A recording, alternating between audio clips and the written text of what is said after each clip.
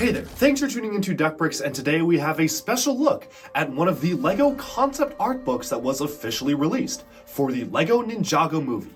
Now, in case you've seen one of the other videos on this channel, namely the top 10 unused Ninjago concepts, you may know a little bit about what was supposed to happen with the Ninjago movie. But in case you haven't, I've linked that video down in the description below. One of the points there is a really fascinating look for the alternate storyline of the Ninjago movie, which had a ton of missed potential. And we're gonna really be delving into that throughout this whole concept art book review.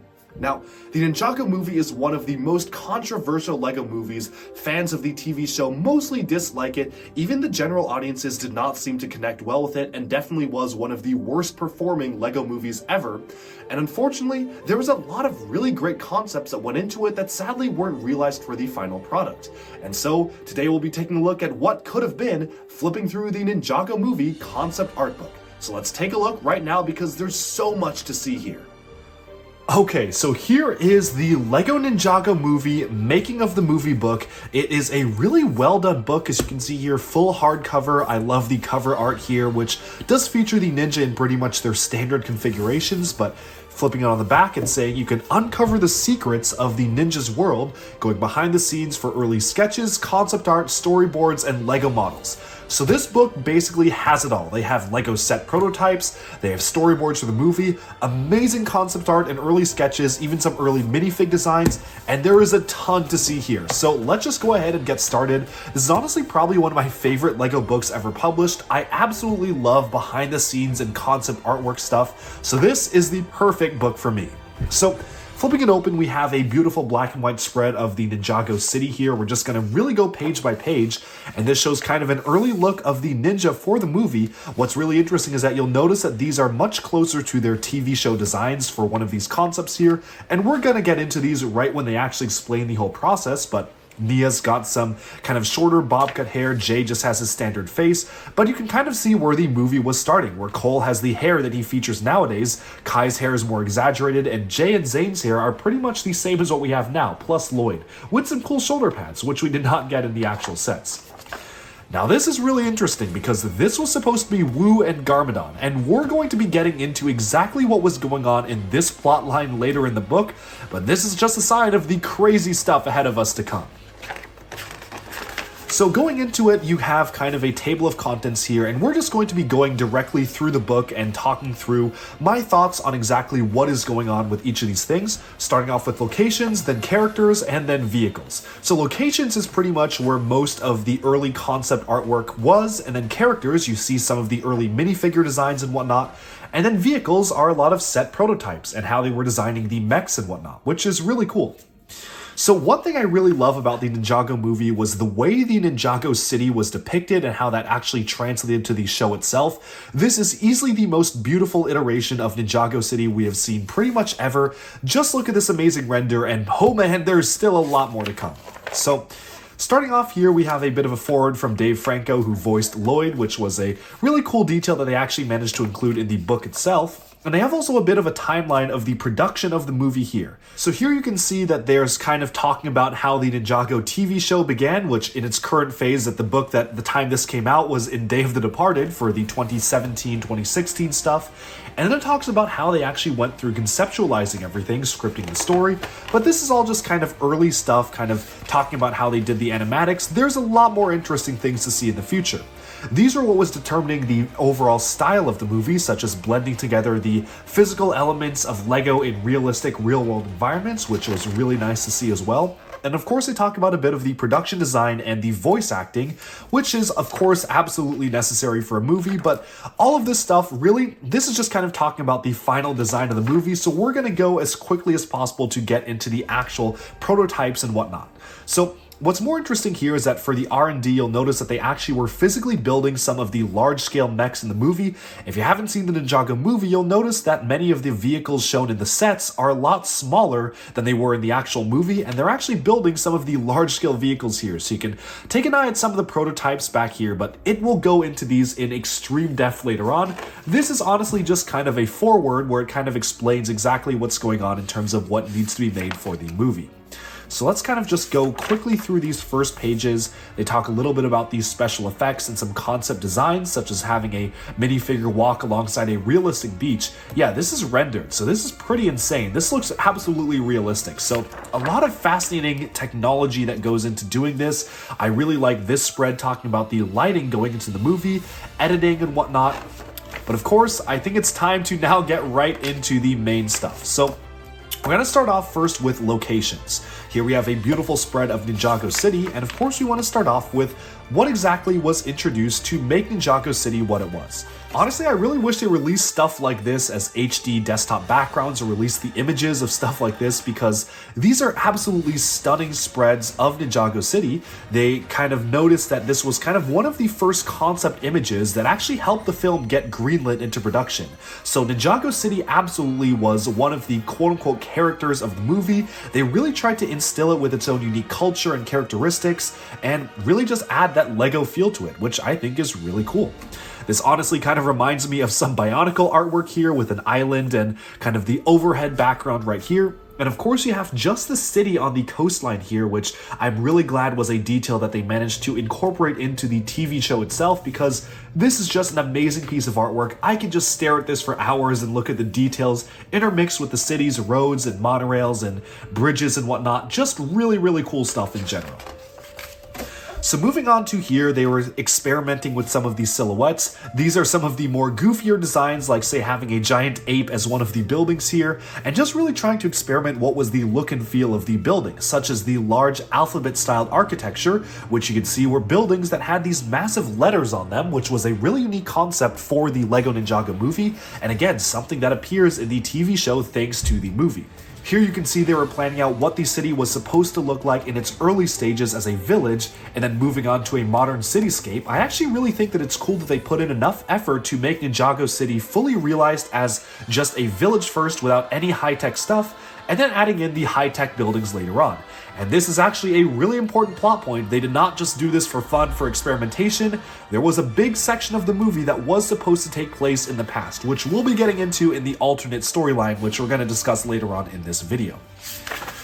Moving on to here, they have more concepts for the modern skyline in different sorts of art styles. This one's kind of more of a comic book-like style with all sorts of different colors and details being packed in. Obviously, you can see the inspiration for the Ninjago City concept line of sets, which was a really, really cool kind of idea to bridge together this chaotic but still visually, aesthetically clean mess of different colors and buildings and whatnot kind of intermixed without the modern skyline here. And here we have the final render of Ninjago City. So this is probably one of the most beautiful images of the city that I've seen. It honestly looks like a real-world city. If you took a step back, I would absolutely believe that this was a photograph of a city that actually existed.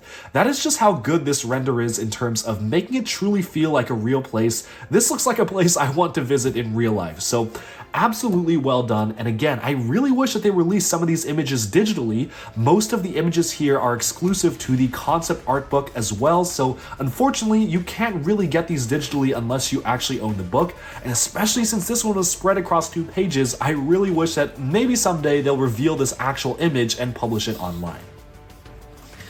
Moving onwards from that, we have different cityscapes for the Ninjago City. So you've got some detailings of boats here. Love the way that the Chinese-style junk boats are depicted here. And we also have these different types of buildings here in a slightly more realistic render. So obviously the minifigures are still kind of just sketched into here, but you can start to see this is where the city was coming together. And every single aspect of the city was fully 3D modeled. So you can see that they were trying to introduce greenery into the city here, some different lighting expressions playing around with the renders of it, and once they had their final model for the city fully built, you can see that they really were able to generate such high quality renders across all different aspects of the city itself. Now here we get to the Ninjago City models. So from a set perspective, this is probably the most interesting thing to be seen in this section. It showcases actually some of the concept models used for the Ninjago City final set from 2017. So when we first saw the video, the designer video for this set back in 2017 when it first debuted, you could see some of these in the background, but this is our first really in-depth close-up look here. One thing I really think is kind of cool is that they were just simply reusing existing Lego stickers. So this was before they made any any decals. They were really just using the standard stickers that were available from all sorts of different sets. You can see the Fairground mixer there. You have some references to Lego City and whatnot. And getting up even closer to this, I can even see some Bionicle stuff on the side. And yes, there is the goat right there, which unfortunately did not appear in the final set. I bet that some designers were trying to incorporate the goat and resurrect the mold, but unfortunately the mold for the goat has been destroyed.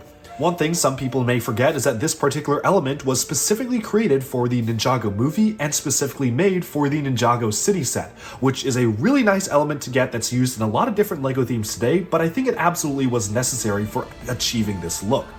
Now, I also think it's kind of interesting how in the early phases, they did not have the tiles on the bottom of the base plate. It was kind of just a standard green bottom base plate here.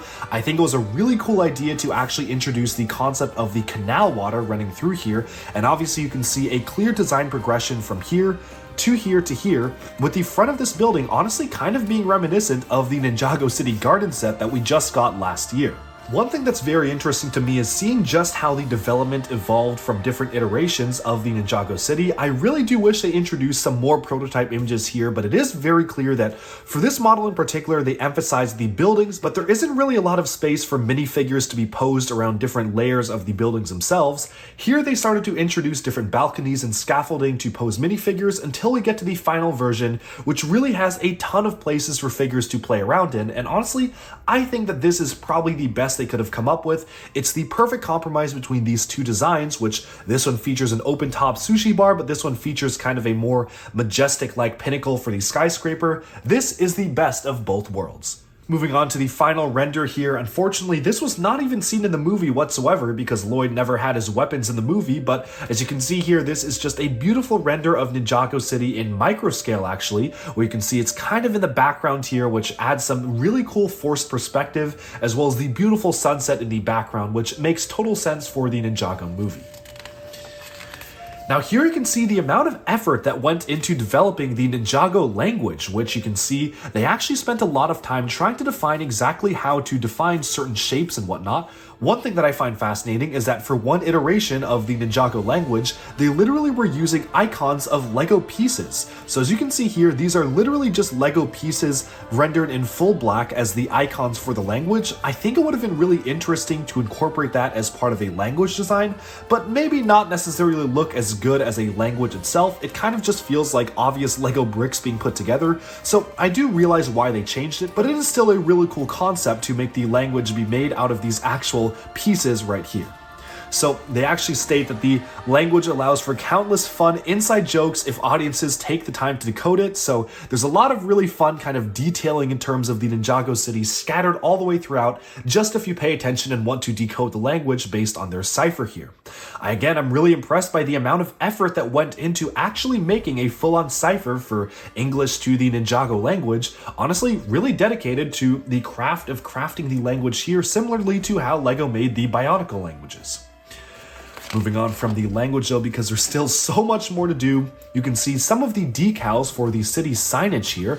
I also really like how a lot of these decals actually made their way into the official sets. The sushi sign here was literally used in the 2017 Ninjago City set. Same for this particular poster here, so lots of fun stuff to see. And you can even see some of the Lego pieces being used, like the Scala starfish, crab, and lobster being used in the poster right here, plus just a lot of fun details all in all that really add together to make the city truly come to life. You can see here that they also specifically stated that the Ninjago City was inspired specifically by the aesthetic of kung fu films and anime, although they also looked into traditional Asian architecture and design for creating the entire blend of the city in general.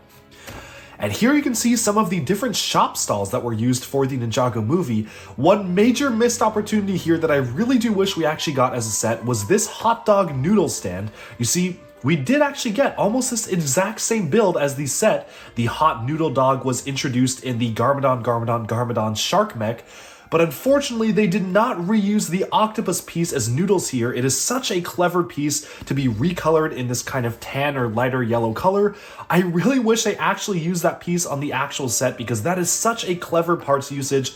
Unfortunately, the final set had basically just this build without the noodles. So that's a little unfortunate, but Still a really cool piece to actually incorporate here. I also like that a lot of these buildings were fully digitally built in Lego. So you can see that if you so pleased, you could actually recreate a lot of these different buildings with physical Lego bricks, which is absolutely fantastic. I think it's really cool that they actually did that. And of course, they had to introduce one of these stalls in one of the official Lego models as well. Although honestly, this is probably one of the least interesting ones they could have done. I would have much preferred something like, say, these shrimp pancakes, even though the fish pieces are long discontinued. The fish barbecue grill is also really cool, and even the traditional noodle cart I think is just a really fun thing to get. Here's another look at the different stalls throughout Ninjago City, which again was not featured in the movie whatsoever, but you can see what could have been in this shot here, which is a beautiful look at what it could be like to be a citizen in Ninjago City going through the different stalls. Moving on to here, we have some of the more recognizable locations, specifically Lloyd's apartment right here. Now, this is obviously the Lego model that was featured in the actual Ninjago City set, but here you can see it has a much larger layout and build for the actual in-universe movie style of build. What I really appreciate is just the amount of detail you can see in clutter being used for like the fridge here. You've got dishes full of food and whatnot, and of course the different beds where you can see Lloyd and his mom living together. I think that this layout of a build could have been a really interesting set to incorporate into Ninjago City, but it also makes total sense to shrink it down to the actual set to be much more compact, especially because this would have easily taken up a lot of the pieces of the actual set. And again, we have another beautiful render of what it could look like at nighttime for Ninjago City by the apartments with some laundry hanging out, which also didn't really feature in the movie.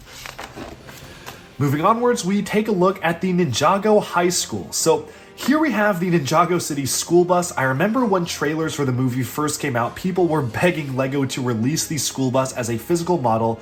Unfortunately, they never did, but thankfully you can see it in high res right here. It seems fairly buildable outside of these signs, which absolutely would require custom decals, but if you wanted to, it seems like you could actually build this in real life, which is really great. It is probably the most detailed school bus LEGO has ever made for an official project. Even the hidden side school bus did not quite come close to the amount of detail here, so really cool to actually see this. This is actually a frame from the movie itself, which features the school bus very clearly, which is really nice to see. And you can even see some concept artwork here where the Ninjago High School really kind of just mimics a traditional American style of classroom, especially when you look into here and see the actual LEGO model, presumably from the LEGO Digital Designer program or something like that, which they used to create this particular model. This is really just the standard high school classroom. I always questioned the introduction of the high school aspect into the Ninjago movie at all, but if they had to do it, they certainly did it well with the bus and the classroom. Moving onwards, we have another piece of concept art which easily was much later on in the movie's development. You can see that the designs for the characters are literally perfectly finalized. These are literally the minifigures that we got in the actual sets, so this is definitely one of the later style of concept designs which obviously features all the finalized characters. And here you can see some of the different high school students. We actually got some of these as official minifigures even after the book came out. So as you can see here, we have an M-Tron cloaked student right here with the M-Tron shirt, which featured in one of the later Ninjago movie sets. And you can even see the Ninjago High School kind of bully type character right here. He did not have the hood piece, but pretty much everything else was retained about his character.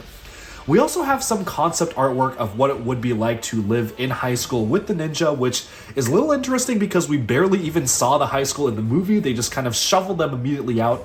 I find it a little bit odd how Zayne failed something. Wouldn't have picked Zayne to be the one to actually fail an assignment because he's literally a robot, but I guess maybe it makes sense. You have Cole accidentally breaking a hole in the dodgeball room. You have Kai being worried about showing up in his underwear. I guess Nia ignoring Jay. Not really sure what's going on there. This one's kind of funny. Lloyd can't go to a school trip because his dad won't sign his permission slip. All right, I can see why that one's pretty funny, but you can see just some of the different scenarios they were creating for the different ninja characters in high school there.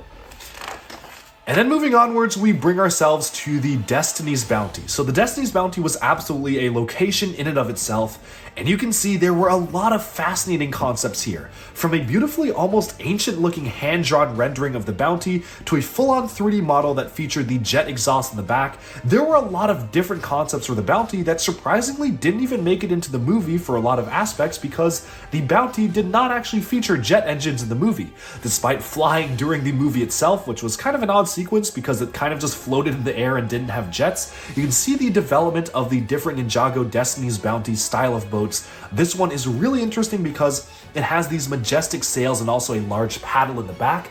I think that's a really cool design to have in general, and I also really love this concept art. Just a very serene painting of the beautiful water with the boat parked alongside it.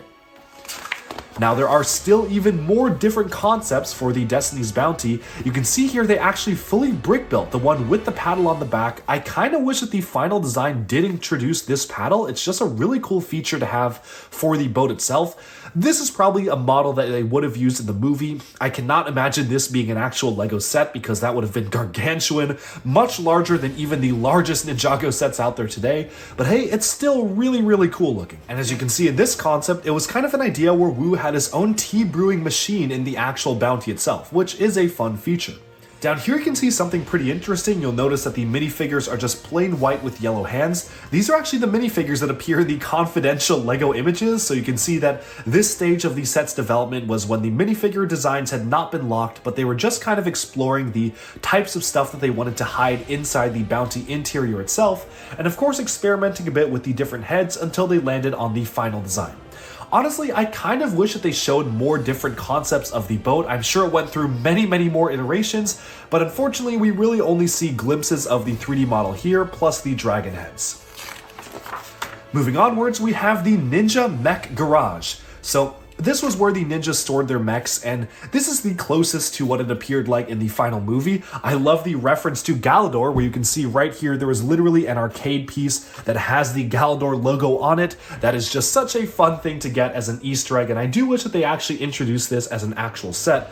But of course, the Ninja Mech Garage was always going to be a movie-specific location. Doesn't really sense to include it as an actual Lego set. Moving onwards to some of the more villainous locations, here is Lord Garmadon's Volcano Lair. So here was an early design of Lord Garmadon featuring crab claws as his helmets, which we'll look at later on when we get to minifigures. They also fully rendered the bays for the jelly subs and the large crabs and the manta subs, which I think is really cool. Unfortunately, never got the large crab as an official Lego set, which was very odd because it was featured in the movie and video game. The concept artwork here is really cool because you can see just the amount of effort that went into designing the villainous lair, from the different vehicles parked in their own individual landing platforms to the very vertical structure of it. It's just such a cool design in general, and one that I wish was featured a little bit more in the movie. Moving onwards to the interior of Garmadon's center here, there's the actual set. Funnily enough, this was the first time we actually saw this set because the set was actually released a lot later than the initial wave of Ninjago movie stuff, so this book was actually the first time we actually got our glimpse of the set here. I really wish that Lego actually introduced these pieces in the sand green color with printing. Look at how amazing that tea kettle and teacup are. I just wish that Lego actually made those as actual pieces, although I don't think Lego can print on that 1x1 cylinder. They also have some really cool artwork being featured on the side of the boardroom, which you can see right here. Actually, honestly, it's kind of reminiscent of the Oni, which we're seeing crop up even more in Ninjago nowadays. Back then, of course, the Oni were not featured in Ninjago whatsoever, but this is actually honestly pretty unsettling. To be featured in the Ninjago Garmadon's Evil Lair is pretty cool, but I can see why they tried to tone it down a little bit for the movie because these are some very unsettling looking designs. Moving onwards from here, we have the Ninjago Beach. So, of course, the beach is really just used out of actual sand. They did not actually try to render them as Lego pieces, but they literally have sand grains being used with the minifigures playing in the sand. A lot of this has to do with different concept artwork, so you can see different body shapes, like a very rotund figure right here, whereas someone who's pretty much in beach shape for this minifigure. Just kind of funny to see different styles of bodies for the Ninjago Beach here. And then, of course, you have the Ninjago Tower. It was not Cyrus Borg's tower, unfortunately, but it was kind of just the large Ninjago tower that he eventually balanced the volcano lair on top of, which is pretty funny as a concept. Of course, we only saw mostly the roof of the tower, but you can see different designs being built here. And if you look closer, a lot of these designs are actually brick built. So they actually went in and physically built how all of these designs would work as Lego pieces, which I think is pretty insane for an effort to put together. Moving onwards, we have some designs for the Tower Top Party. Now, unfortunately, we never got the party clown hat recolored in different pieces. That was really just exclusive to the collectible minifigure series. But this was just some concept art showcasing some different iterations of Garmadon wearing party hats. I also like the modifications of some of the different types of shark generals, but in party uniforms like this one right here. And all in all, I just really think that the most interesting thing on this table was this spread right here of delicious looking Lego pieces. I have never wanted to eat plastic more than I have just by looking at this picture alone. Just look at how delicious that whole spread looks. And here we have the jungle. So once they leave the city, the ninja migrated later on into the jungle. This is a really cool map of the movie island of Ninjago, featuring some of the most important locations as seen in the film, which is really cool to see. The jungle was originally a much more dense location guarded by Serpentine actually, which unfortunately was mostly cut from the final film. There are a couple of deleted scenes that feature Lloyd and Master Wu fighting off Serpentine deep within the jungle that I have no idea where that would have fit in the movie, but they did get far enough in development to be featured in concept art as well as deleted scenes. And even moving on, there's still more shots of the jungle. I think it's really cool how you can see that they really were trying to have a fully natural environment here. Almost nothing is made out of Lego, and it truly feels like minifigures just went out into an actual real-world jungle and started exploring, which is just a cool design in general. The jungle continues with a massive bridge here. Now, this bridge in particular was leading to a serpentine temple. Again, it was featured in the deleted scenes, but was completely omitted from the movie, so unfortunately all of these designs just didn't feature whatsoever. We also have the bridge where Master Wu fell down. Truly a fantastic set in my opinion. This was a really cool $30 set, but you can see you could have a battle between Wu and Garmadon here, and of course have Master Wu falling downwards to his demise, or seeming demise. Over here, there's even more shots of the ninja's journey throughout the jungle. Nothing too interesting to see here until we get to the massive temple. Now, the temple itself was Garmadon's old original family home. And you can see here that they have a lot of different concepts for the temple, some of which are arguably much more interesting than the final one we actually got. I really enjoy how they actually tried to make different distinct silhouettes for the temple here. You can see different iterations of the building being evolved over time, and especially this tall, towering, kind of narrow structure for the temple. Not sure how that would have worked as a Lego set, but this is just a cool and fun design in general. And just look at this incredibly detailed jade green dragon guard that stands guard in all of its real glory at the doorway. This is fully built out of Lego, and man, do I wish that Lego actually made this as an actual model, scaled down obviously, but imagine a much larger set that just was this massive build. Now this would have been really cool, but probably not very practical as a Ninjago set.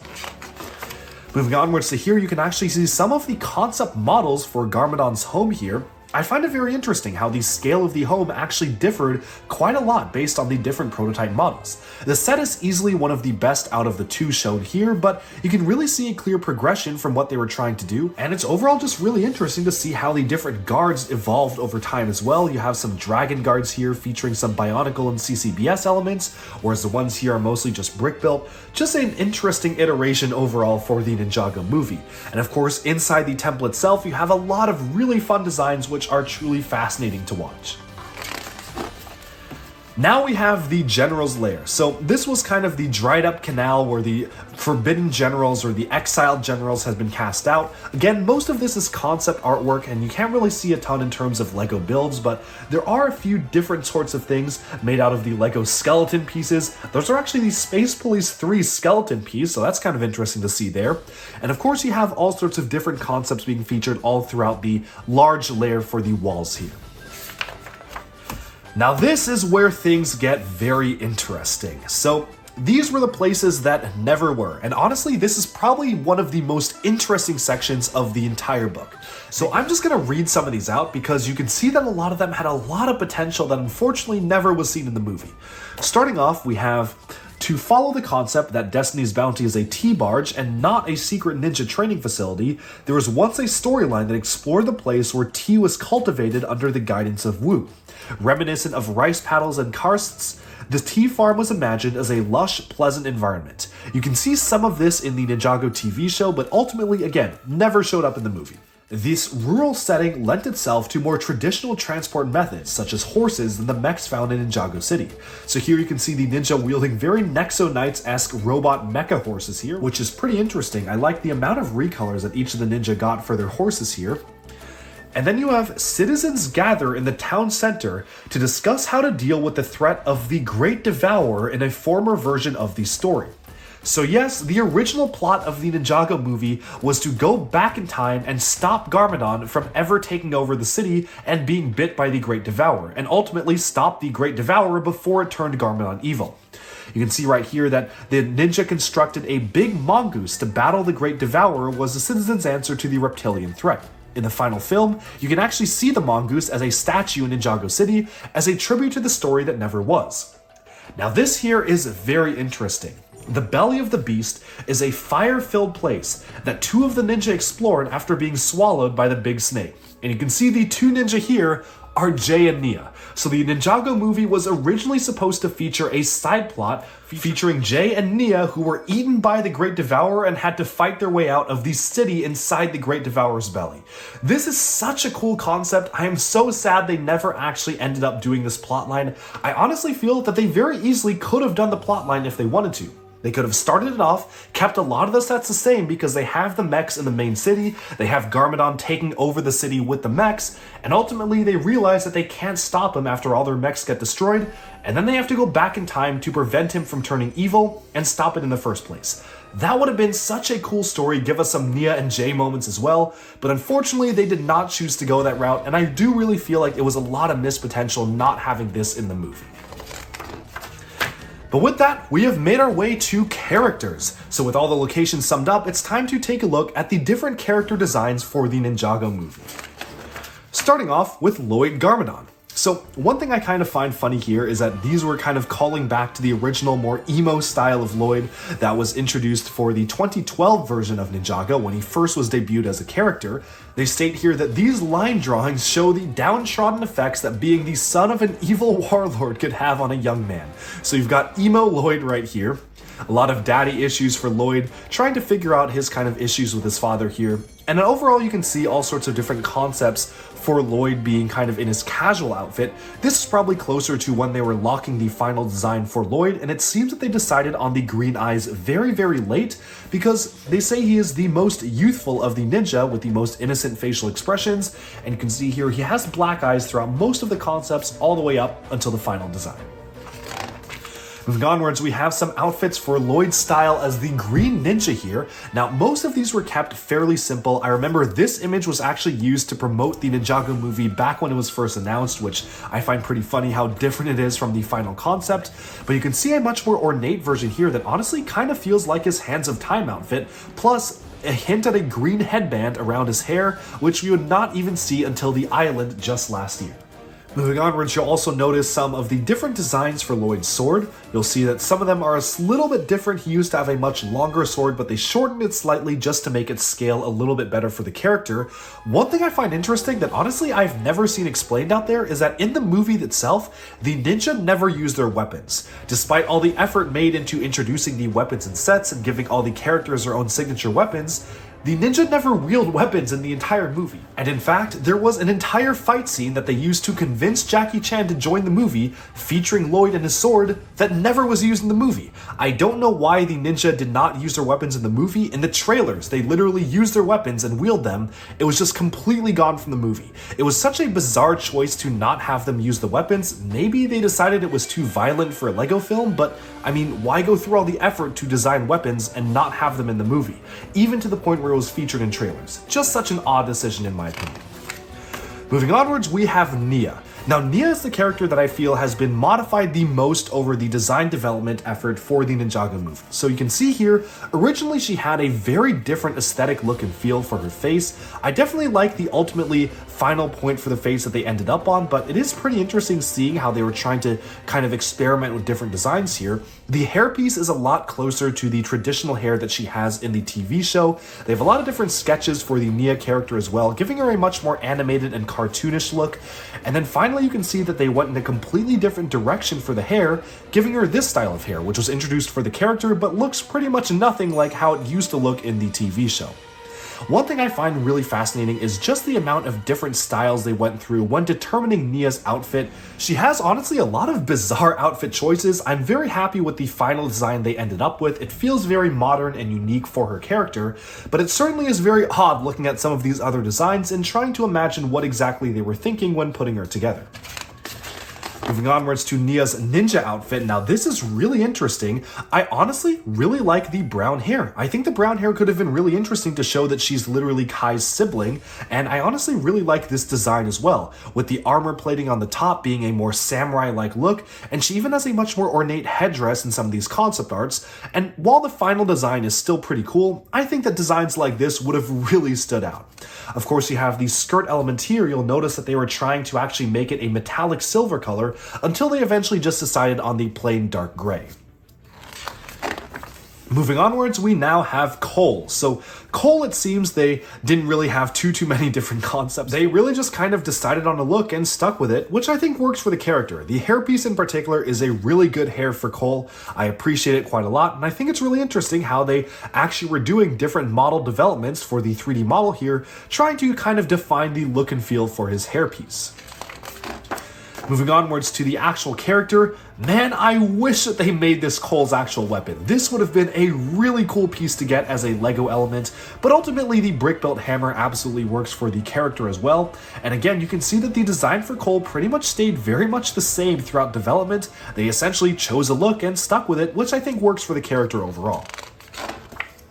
And here we have Kai. So Kai is another character where it seems like they really were trying to actually kind of decide on the look and feel for the character and then just stuck with it. The Octan reference on his vest is pretty cool, but I understand why they chose to not include it. They also have him have this kind of a race car driving suit, which makes sense for a speedy teenager, but not ideal for an undercover ninja, which is why they decided to change it up a little bit. Over here, they say that at one point in the story, Kai was going to end up losing most of his clothes. This makes a lot of sense for the character of Kai. I can see him wearing this in the TV show. But I think it's really funny how they actually were putting a lot of effort into creating alternate designs for what kind of boxers he would be wearing and how ripped he would be underneath. This one's just a very overweight Kai, so all sorts of very funny different designs for Kai losing most of his clothes right here. And over here we have the ninja design. So here you can see some different kind of hood development for the ninja themselves. There's also the white Kai hairpiece that they were just molding. And then here I actually really like the black with the dragon logo on it. That's a pretty cool design, as well as the black and the gold. But ultimately the final design is a little plain, I think. Some of these are a little more interesting. I would have preferred maybe the all black design with the red outlines. That would have been really neat, but it's not too bad overall. And now moving on, we have Zayns. So man, am I glad they did not decide that Zayns' expressions as a robot would have been 8-bit expressions. It maybe would have been funny for a slight gag, but I absolutely would not have liked this as the actual design for Zayn. They already really pushed the robotic sense for Zayn himself, so I'm glad they went with something at least a little bit more realistic, even though that is still very terrifying. Zayn's hairpieces here went through a lot of different options to really emphasize his robotic nature.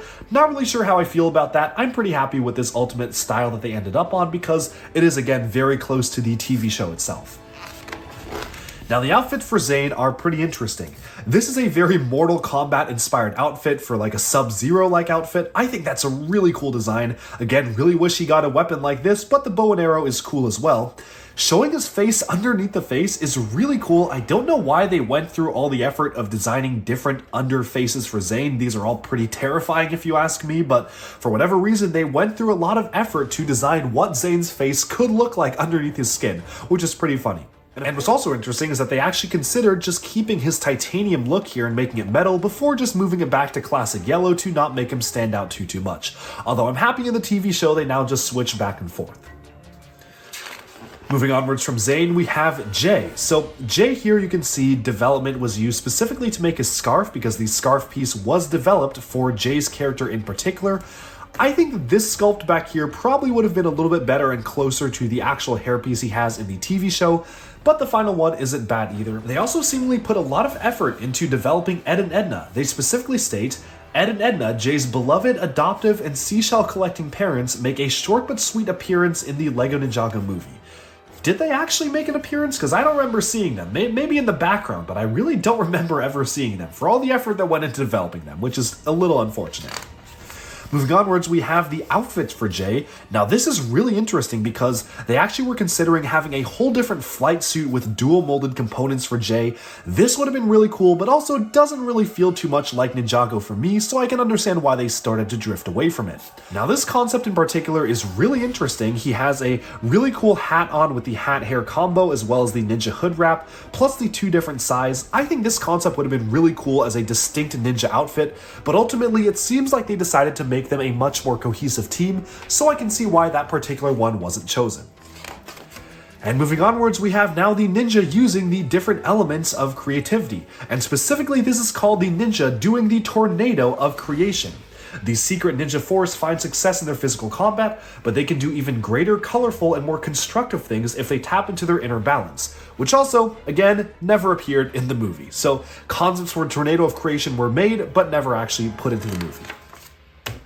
Now we have Master Wu, so this is really interesting. Obviously you can see some direct influence went into creating the Ninjago hunted younger Wu designs from this particular concept art. I'm glad that they actually found a way to reuse the designs for Wu here because it was absolutely going to be a waste not to use this fantastic young Wu design. Now this is really interesting because again, the original plot of the movie featured the ninja traveling back in time, so of course they have the older versions of Master Wu that they were developing here. They also were trying to give him a full lineup of fishing material to use for his fishing boat, which is really cool here, and also considered printing the flute elements on his staff so he could actually play it as a flute. Now Wu has a lot of different designs for him. One concept showed a younger Wu without a beard completely obliterating an enemy, which is really cool to see. I think that would have been a really cool concept. And of course, you have very, very cartoonish character expressions for Wu as he does the fight in the jungle.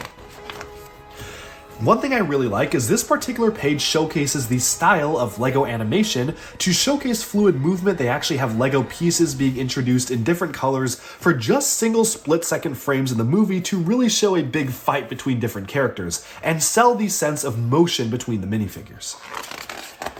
And yeah, there are still even more concepts for Wu and Garmadon. So as you can see here again, the brothers were portrayed in their youth for turning back time in the original plotline of the Ninjago movie, so here you can see Wu and Garmadon in their original character depictions for when they were young. These are some of my favorite concept minifigures to see in the entire book. I really wish we got this type of cape for Garmadon, and you can even see the traditional samurai-esque armor here with a very rotund belly for the samurai armor, very layered armor for Garmadon, as well as just a more traditional samurai look for Wu.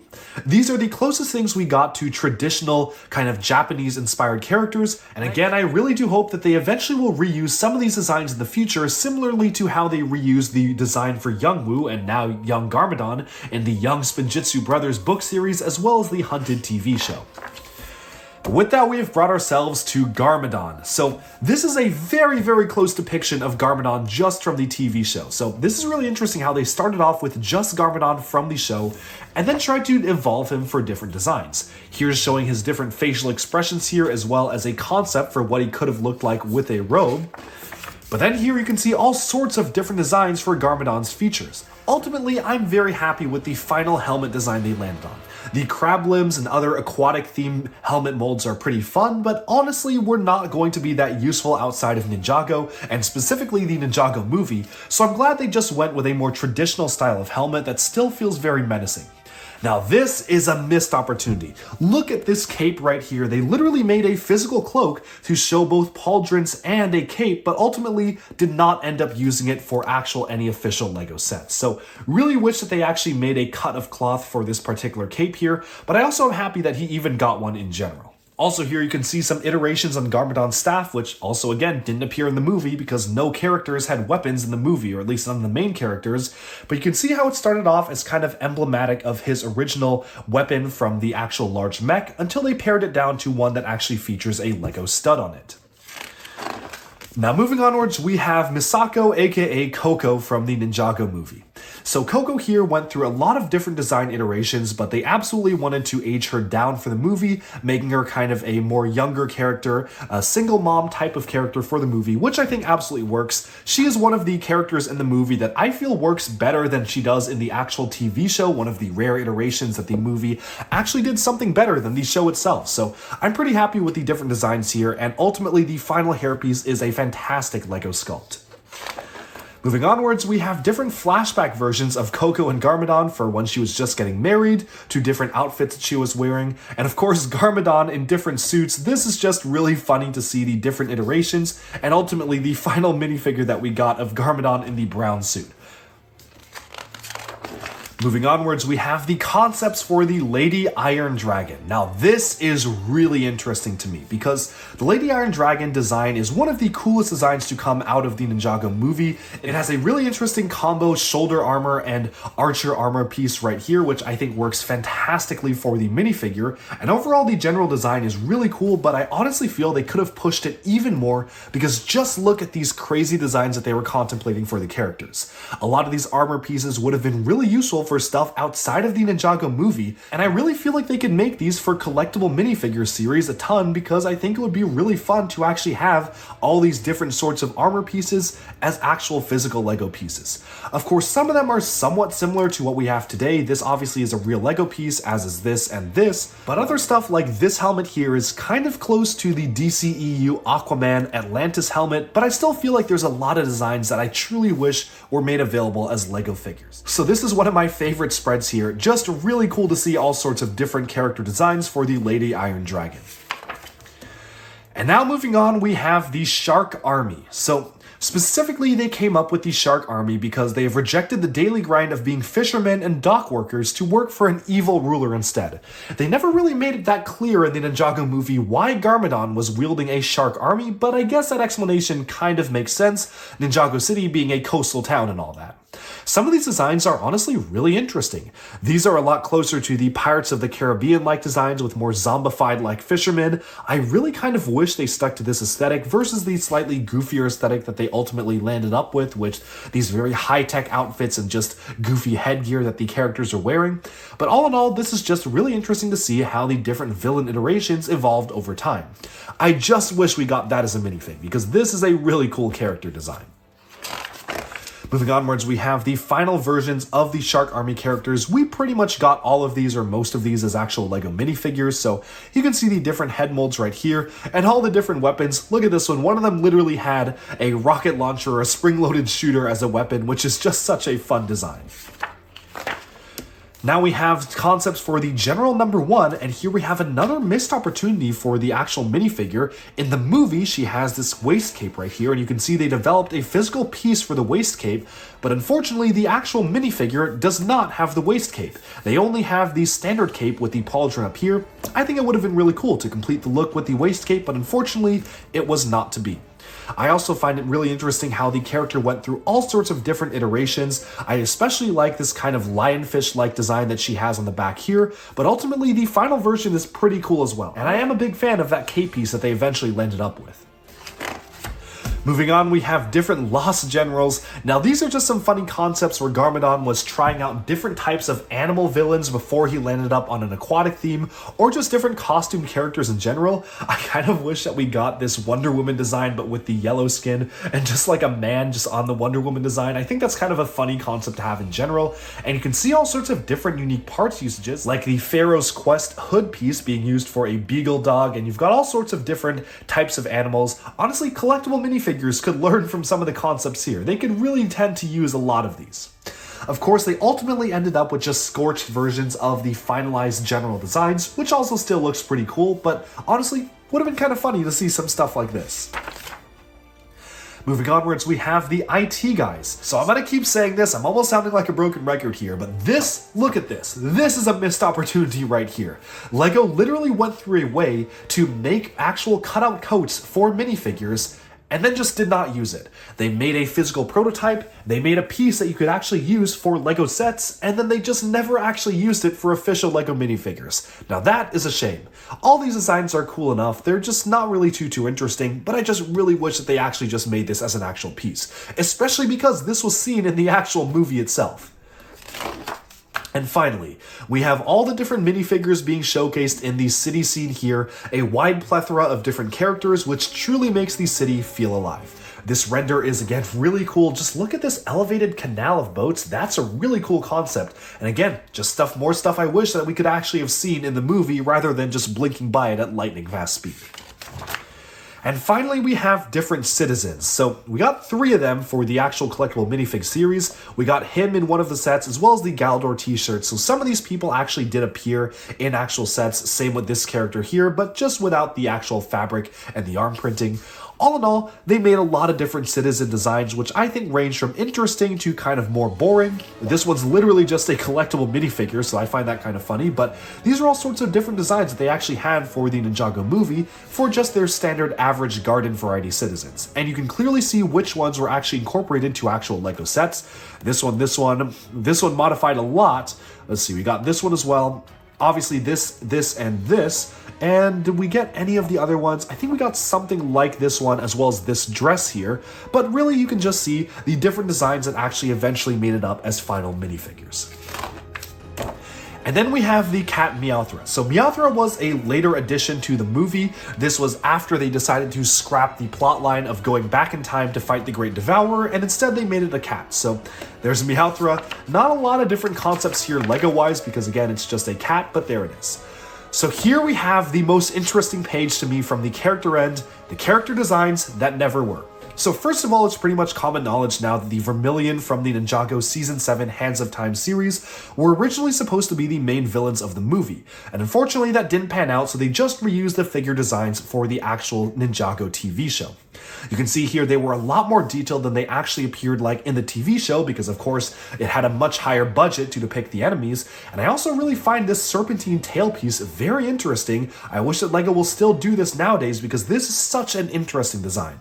Now, over here they say that at one point, the ninja meet one little and one much larger bounty hunter deep in the jungle named Warren and Cyclops Gary. Their father and son relationship was designed to contrast strongly with Lloyd and Garmadon. So they actually made a physical LEGO set model for this, but unfortunately, again, they scrapped that from the storyline. Although I do think that this was a good cut because it would have added too much to the actual story. They also have different bounty hunters here. These various minifigures would have been seen during a hunting party in an early version of the story. This is really cool, especially look at this character in all stone gray version, an all black garbed character here, an older warrior that feels like it's out of Mortal Kombat, and look at that, he's just using the fleshy skin tone there. That's interesting. And of course, there's a brick-built tiger as well, similarly to the majestic tiger we ultimately got. Here's some of the different iterations of villain designs for the characters, all of which, in my opinion, are a lot cooler than the shark army we eventually got. But with that, we have summed up characters and made our way to vehicles, and here's where we're going to see the most prototype LEGO models out of this entire time. Alright, so let's just jump right into this. First off, we're starting off with Lloyd's Dragon Mech. So, the Green Ninja often enters battle on his Dragon Mech, which is short for mechanized suit or vehicle, and different concepts of what a Dragon Mech might look like preceded the organic appearing but brick-built vinyl version. So what's really interesting is that you can see that they had all sorts of crazy concepts for what the Dragon Mech could look like. This is much more of a dragonfly-like, almost insect-like design here. I love the design of the 4 wings, which is a really cool concept. Ultimately, the final one didn't even have wings, it just had engines, so you could actually see different designs, which you can see right here in terms of sketches, and they even had a concept where each of the ninja just had a different dragon, which I think is a cool concept, but ultimately probably would have been very repetitive as actual sets, so I can see why they decided to give people their distinct vehicles.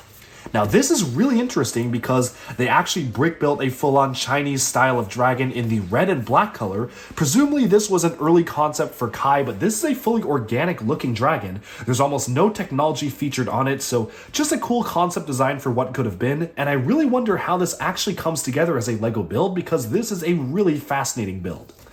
Moving onwards, we have the finalized version of the Green Ninja Mech itself.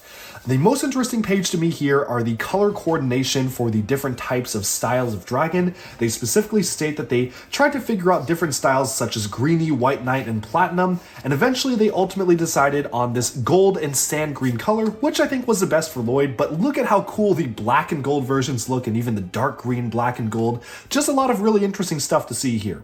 Now, what's also interesting is that you can see different concept prototypes of the Dragon Lego set here, featuring a completely specialized jaw and even one that reused one of the Mosasaurus jaws from the early dinosaurs line. Moving onwards from the dragon, you can see a very nice spread of the actual dragon itself here, as seen in the movie. Just a really nice picture right here. And then moving onwards, we have Nia's Water Strider Mech. One thing that I find very interesting is that they stated that LEGO really realized that they could build the Water Strider mech at pretty much all sorts of different scales, which meant that they could slot it into whatever price point of a set they wanted. Here you have a much larger Water Strider mech that is honestly kind of reminiscent of the Exoforce Striking Venom type set. Here's the closest to the actual LEGO set we got, which unfortunately did not feature articulatable legs, but as you can see, it clearly did in this iteration. And here's a much smaller version, which I'm happy they didn't end up with because this one was easily probably the best scale they could have done it at. Early boost build options before Nia even got her silver color scheme had this more red and blue mech right here, which was intended to be Nia's new color scheme, but ultimately they decided on a more silver design. One thing that I actually think is really cool about these concepts is, as you can see here, the design was originally supposed to be a lot more dark blue, with purple colors and purple shades and dark bluish shades, but again, they eventually just took all that color out in favor of just the standard dark gray and silver, which I think they absolutely could have made at least a little bit more interesting with the dark blue here. Moving onwards, that's the final LEGO set plus a little mini model. I actually don't remember where this mini model was ever released, but maybe it was supposed to be a polybag and got canceled, but ultimately you can see it right here, the final version of the Water Strider mech, which everyone has seen at this point. Now here we have Cole's Quake mech. Unlike the Water Strider, which was ultimately seems like it was pretty much decided on from start to finish, there were a lot of different iterations for the Quake mech for Cole, and I'm very happy with the very unique design they settled on with the mono-wheeled type of design.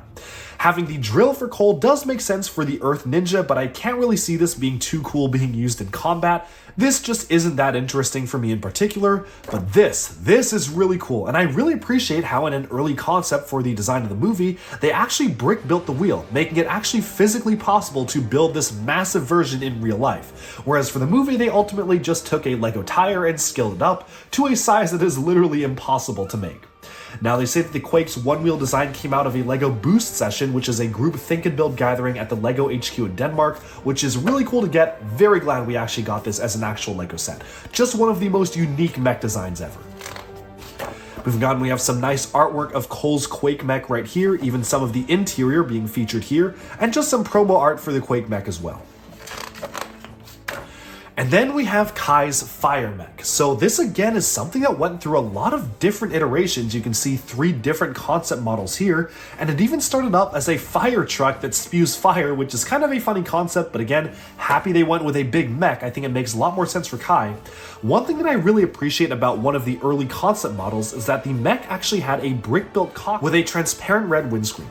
You can see it a lot closer in one of these other pictures here, like right there you can see the red windscreen, but I really kind of wish they went with that sort of design for the mech itself. I just think it's a lot cooler of a design to get, in particular for this mech as you can see right here. It's just a really cool design to have in general. So there you have it, that is Kai's mech.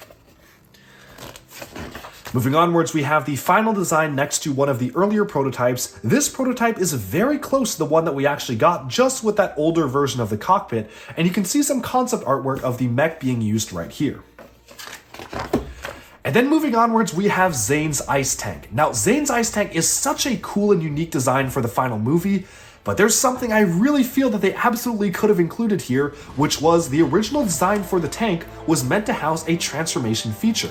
As you can see here, the side blades are supposed to split open to feature a cannon that protrudes outwards. This is a really fun concept. Everyone was always wondering why it looks like this. They never really explained why the mech or tank actually looks like this, but this makes total sense. They specifically designed it to have a cannon to rotate outwards and fire, and unfortunately, this was not seen in the final movie. Here's another concept artwork or prototype model right here, which showcases the same exact feature, which unfortunately never actually made it to the final set. Although the final model, I think, is still really cool. You can also see some alternate concepts like a snowplow here, and even a fully brick-built kind of snowmobile type machine, which I think is honestly, this is eventually much cooler than this final design. And here's the final set plus the mini version, which you can see some shots of it in the movie as well, with the ice reactor on the back here. Next up, we have Jay's Lightning Jet Mech. So this again, very interesting design, and they went through a lot of iterations for this. One was meant to be a much larger, more horizontal wing-like design with lightning bolts shooting out of the bottom. That is really cool. I'm also happy with the one that we eventually got with this very interesting spiky design here. But I'm also happy with this Lightning Fighter, which is more of a traditional VTOL-like design with transparent yellow blades. Just all the different iterations of Jay's jet are just really interesting to me, and I feel like any one of them could have worked very well. Over here you can see different concept models for the Lightning Jet set itself. This one in particular is a much smaller scaled version. I'm ultimately happy with the one that we eventually got. I think this is just such a really cool jet in general. And of course you can even see close up some different concept models being used here and here. And this is such a cool picture of the Jay's jet in a stormy night lighting up the sky. Moving onwards, we have Garmadon's Shark Mech. So this again seems like it's one that went through a lot of different iterations. I think the Cerberus shark design or the Cerberus-like design here with 3 heads would have been very, very cool to get. You can also see the 3-headed design being used right here. And all in all, while the Shark Mech is a fun design, a lot of these other designs are also really interesting. And I think that sticking with a black color scheme maybe would have been a little bit more interesting for the model. Although since they did a second Garmadon mech in black, I can see why they made this one sand blue. This design in particular, or at least these two for shark jets, are really, really fun to me. I would love to see either one of these models being built as an actual Lego model because these are just really fun designs to have. And you also have these large crabs, which in some form kind of appeared in the movie as minion vehicles, but we never actually got as official Lego sets. And look at this concept of Kai's mech fighting a massive crab mech. That would have been really interesting to see. And moving onwards, we have the Garma Mecha Man. So this was the biggest mech that they made for Garmadon. The set itself is honestly one of the weaker designs for the Ninjago movie, but the ultimate final design they went for in the movie is really cool. And having the actual gun ray of the shark ammo belt here is a very, very fun concept that I wish they actually introduced for the Lego set itself. Now this does seem like it actually had pretty much the same 2-legged bipedal concept for most of its design. This one's pretty interesting because it shows the shark head kind of fin being raised above the figure itself, but all in all, this is just an interesting design to get in general. This is a very, very cool piece of artwork showing the shark mech lit up against the volcano. Again, pretty much just kind of promo art or concept art for the Garma Mecha Man itself. But man, this is an interesting design to see. And finally, we have the different Shark Army vehicles, where you can actually see a lot of variability and variety in the way they were built. I'm a really big fan of this squid mech right here. This almost feels straight out of Atlantis, and the seahorse mech would have been really cool to see as well. Some are better than others. I think that, for example, the anglerfish robot here is really cool, making great use of the kind of airplane or train window piece here as a front skull, but then the lobster mech is just kind of not really too interesting. Not really even sure what this is supposed to be, but you've got all sorts of different stuff all around, and even one of the larger crab mechs, which I believe something like it was seen in the movie itself, but never was made into an actual set.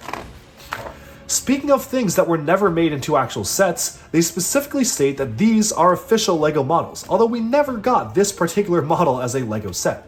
Another thing I find very interesting is that the original version of the manta ray jet used these large bubble pieces here, specifically the hot air balloon canopy pieces, to add some more curves for the manta ray itself, which ultimately was not featured on the final model. The jelly sub, however, I think was one of the cutest designs. I really do like the way that the final model turned out, and I think it's definitely better than some of the prototypes. And the crab mech, I mean, this is just a kind of tiny throwaway build here, so it's just kind of interesting to see in general. And finally, we have Ninjago City vehicles. Check out this monorail. Imagine if LEGO released a monorail like this today. That would be absolutely insane. This is really cool. I love the pretzel carts. The ox-drawn T-cart is really nice as well. And you even have different types of airplanes as well. Look at that Lucky Duck seaplane. I want that for duck bricks. And just look at this. They physically built a lot of the market stalls to experiment with actual LEGO sets. As you can see here, this is LEGO model development, so they were trying to make these into actual sets. We almost got that pretzel cart as a set, as well as this very, very bountiful type of display for fruit stalls, a lot of different stands. I just wish we got a larger Ninjago market type of style city set with even just a $40, $30 set to be dedicated to the market stalls themselves. That would have been really fun. But with that, we have summed up our look at the making of the LEGO Ninjago movie. This was really interesting to read going into it. You can even see some last-minute concept art being showcased right here. But all in all, this just shows a lot of concepts that unfortunately never were that I really wish that we actually got as official LEGO stuff. I think my favorite concepts in the entire book were the Young Wu and Garmadon concept. Going back in time would have been really fun to see for the Ninjago movie. And of course, I think some of the vehicle concepts are really cool as well, but ultimately, I'm very happy with these sets we got. So the vehicle concepts are pretty much just take it or leave it. I'm happy with the ultimate final sets, so nothing really too much to complain about here. Minifigure designs, again, really interesting stuff on this page. Really just all the Wu and Garmadon stuff is fascinating, and of course, seeing the beautiful city was one of my favorite things about this book. I really loved all the different amount of development that went into the city. Look at this beautiful design, just such a cool thing to have for the Ninjago movie. And with that, we've summed up our look at this book, and do let me know what were your favorites in the comments below.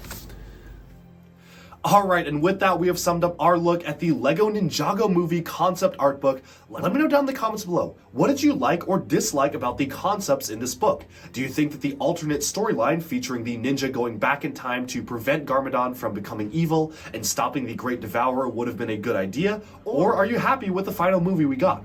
I know I personally really wish we saw that alternate depiction of the storyline, especially with that amazing deleted scene. I just feel like there was a lot of wasted potential here, and honestly, the Ninjago movie was a big contributor to the downfall of the LEGO cinematic universe, and so I do really wish it did better than how it did. But of course, these are some of my favorite books to look through. This concept art book was truly fascinating, and I hope you enjoyed this flip through. Thank you all so much for tuning in to Duckbricks, and stay tuned for even more LEGO news, reviews, discussion, and analyses coming your way very soon. Bye bye for now.